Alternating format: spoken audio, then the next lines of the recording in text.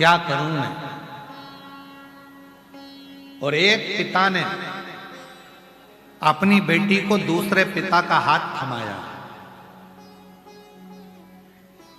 एक पिता ने अपनी बेटी को दूसरे पिता का हाथ थमाया। अंदर के प्रेशर नहीं आ रहे हैं स्पीकरों के। एक पिता ने दूसरे पिता का हाथ पकड़ाया, कहा एक काम करो, देव अधिदेव महादेव की आराधना करो, भगवान शंकर की साधना करो, पार्थिव लिंग का पूजन करो।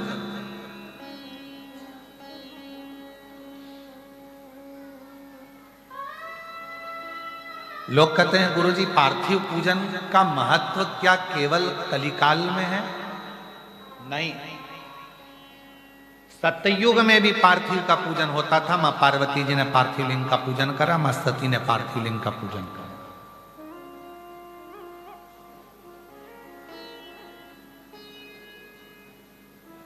त्रेता में भी पार्थिव लिंग पूजन का महत्व है। भगवान राम जी अयोध्या से लंका तक गए, बीच में जितने दिन भगवान राम जी रुकते थे वहां पार्थिव पूजन करते थे।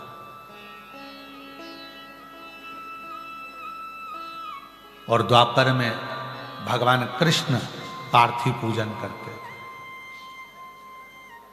और कलयुग में आप पार्थिव पूजन करते हो, यही सबसे बड़ा।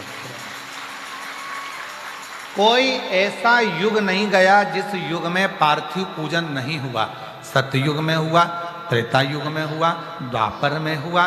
सतयुग में स्वयं मां जगत जननी जगदम्बा ने किया, फिर त्रेता में भगवान श्री राम जी ने करा, द्वापर में भगवान श्री कृष्ण ने करा, और कलयुग में आप सब पूरी दुनिया के लोग पार्थिव पूजन कर रहे हैं। ये शिव तत्व की प्रधान। पार्थिव पूजन, पार्थिव पूजन से क्या मिल सकता है? तो पार्वती जी ने पार्थिव पूजन कर कर शंकर को अपना बना लिया, राम जी ने पार्थिव पूजन कर कर लंका को अपना बना लिया, भगवान कृष्ण ने पार्थिव पूजन कर कर अपनी रानियों को 16,108 रानियों के संतान की प्राप्ति कर ली। और संसार के लोग कलिकाल में अगर पार्थिव पूजन करते हैं तो पार्थिव पूजन करने से उनके मनवांछित फल की प्राप्ति होती ही है। करो पार्थिव पूजन। पार्थिव पूजन का बड़ा महत्व है। पार्थिव पूजन करने वाला, इसलिए आप लोगों से कहा था अलग से कहीं मिट्टी लेने जाने की जरूरत नहीं है, अलग से कहीं जाने की जरूरत नहीं है। अपने घर में छोटा सा अगर कोई पौधा है, उस पौधे की मिट्टी को थोड़ा सा ऊपर कर लो, थोड़ा सा हाथ को गीला कर कर चारों तरफ से हाथ फेर कर जलाधारी बना दो, उसी मिट्टी की, उसी पार्थिव लिंग की पूजन कर लो, और वहीं पर एक लोटा भरकर पानी डालकर उसी लिंग का वहीं पर विसर्जन कर दो। हो गई पार्थिव पूजन। इतनी सरल, पार्थिव पूजन से बढ़कर और क्या होगा? इतनी सरल, इतनी सरल, बस वो पार्थिव पूजन वहीं की वहीं हो जाए। पार्थिव पूजन बहुत कठिन पूजन नहीं है। पार्थिव पूजन बड़ी सरलता के साथ, सहजता के साथ। अब कई लोग कहते हैं गुरुजी हमारे पास कोई सामग्री नहीं हो तो मत होने दो। ना हो कोई बात नहीं, नहीं है कोई बात नहीं।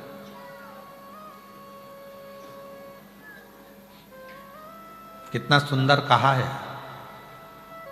तुमरुका जी।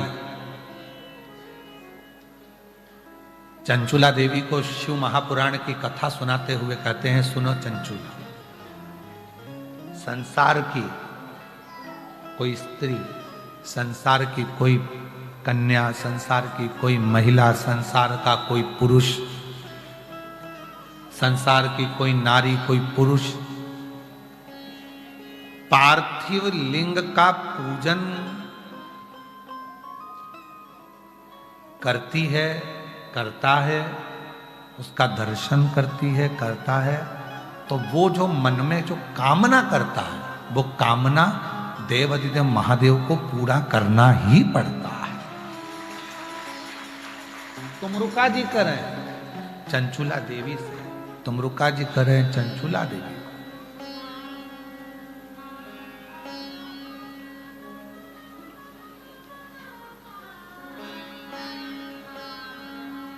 और बालू मिट्टी के बनाए भोलेनाथ, चढ़ाऊं लोटा जल भर के। बालू मिट्टी के बनाए भोलेनाथ, चढ़ाऊं लोटा जल भर के। बालू मिट्टी के बनाए भोलेनाथ, चढ़ाऊं लोटा जल भर के। बालू मिट्टी के बनाए भोलेनाथ, चढ़ाऊं लोटा जल भर। एक वर तुम देना भोले, मांग सिंदूरा भरा हो। एक वर तुम देना भोले, मांग सिंदूरा भरा हो। मेरे हाथों चूड़ी खन के आज, चढ़ाऊं लोटा जल भर के। मेरे हाथों चूड़ी खन के आज, चढ़ाऊं लोटा जल। बालू मिट्टी के बनाए भोलेनाथ, चढ़ाऊं लोटा जल भर के। बालू मिट्टी के बनाए भोलेनाथ, चढ़ाऊं लोटा जल। बस ऐसा वर देना, एक वर तुम देना भोले को दी हो लाल। एक वर तुम देना भोले गोदी हो लाल। मेरी गोदी में मेरा लाल हो।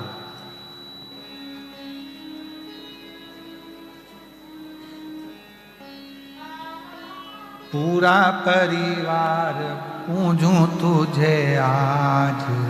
हे बाबा ऐसी कृपा करना, पूरा परिवार पूरा कुटुंब तेरी आराधना, तेरी साधना, तेरी पूजन करे, सब परिवार।